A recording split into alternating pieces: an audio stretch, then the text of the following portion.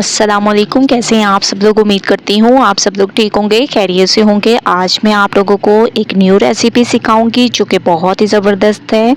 मीठी टिक्कियाँ perfect measurement के साथ कैसे तैयार की जाती हैं, आज वो रेसिपी आप लोगों के लिए लेकर आई हूँ। तो सबसे पहले आप लोगों ने एक बाउल ले लेने हैं और एक ही कप से आप लोगों ने मेजरमेंट करनी है, ठीक है।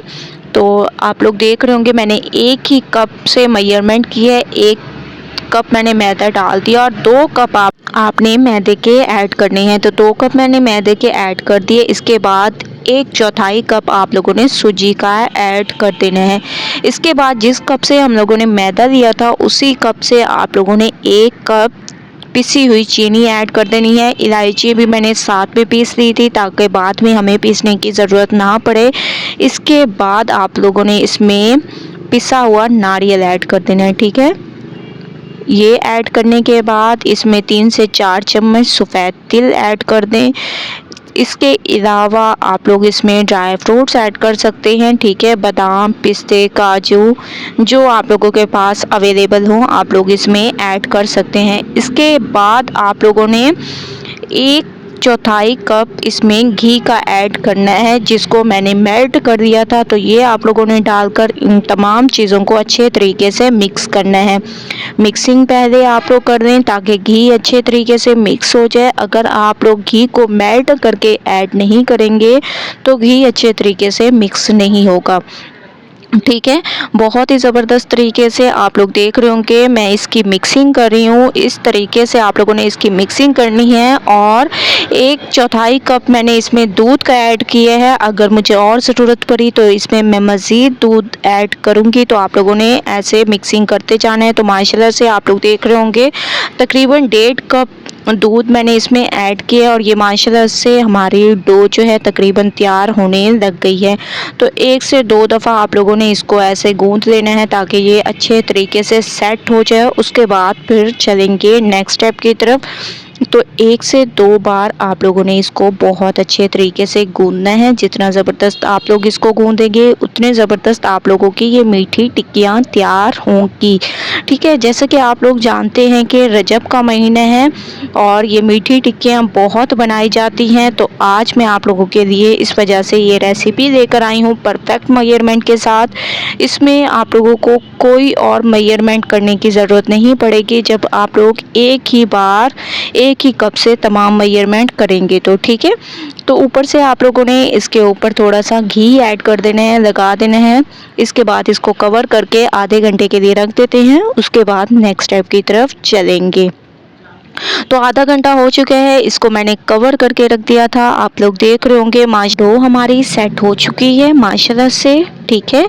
अब हम इसके तकरीबन इसको 3 पेड़ों में डिवाइड करेंगे, ठीक है। तो मैंने एक पेड़ा ले लिया, इसको कवर करके रख देंगे बाकी को। और इसको आप लोगों ने ऐसे पेड़े की शेप तैयार कर देनी है। इसके बाद थोड़ा सा आप लोगों ने इसको ग्रीस कर देना है जिस चीज़ पर आप लोगों ने इसको बेलना हो, ठीक है।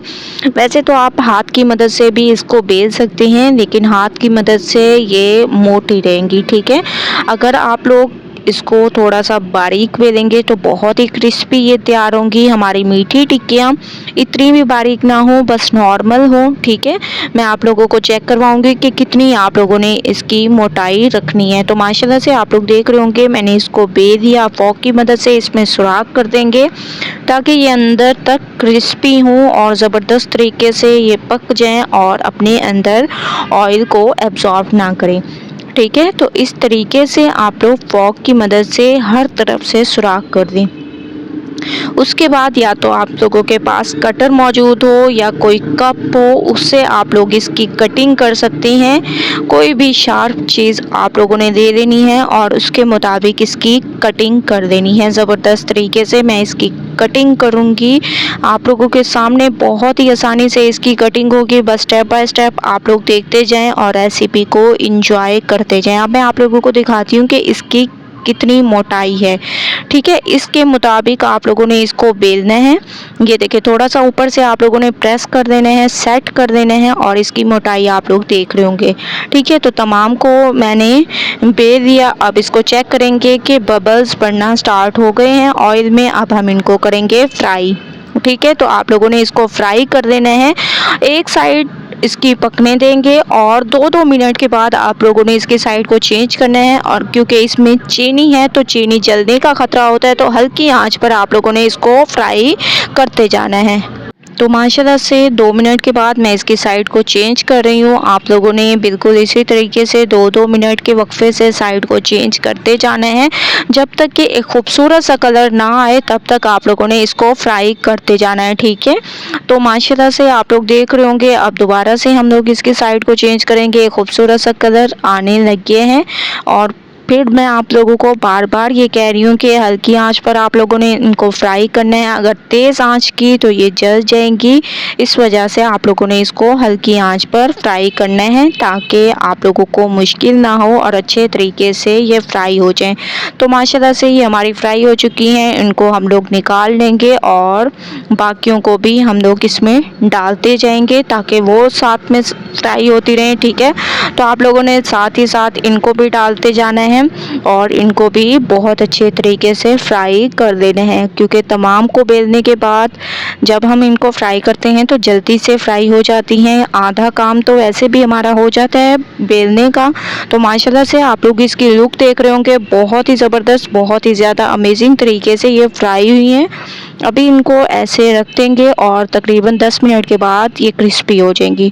तो माशाल्लाह से आप लोग देख रहे होंगे, तमाम मीठी टिक्कियों को मैंने फ्राई कर दिया बहुत ही ज़बरदस्त अमेजिंग तरीके से, और ये बहुत ही ज़्यादा क्रिस्पी तैयार हुई हैं, ठीक है।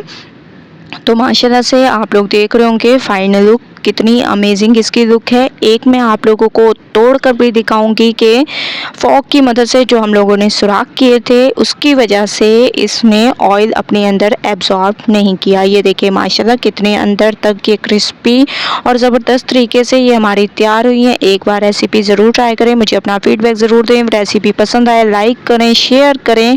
कल न्यू रेसिपी के साथ हाजिर होंगी। अल्लाह हाफिज़।